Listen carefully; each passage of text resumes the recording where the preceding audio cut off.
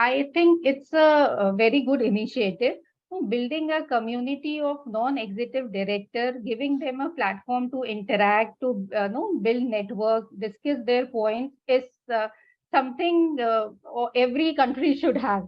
Yeah, we all should have this, and it also gives an opportunity, to put in place a good governance, because when you interact with people, you exchange ideas.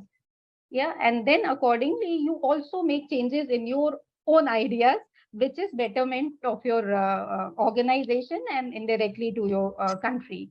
And with that, no, people do get awareness of this thing, what is the profile for non-executive directors, and they can learn from the leaders, and then together, all of us together can work towards the betterment of ourselves, and for our organization and for our country.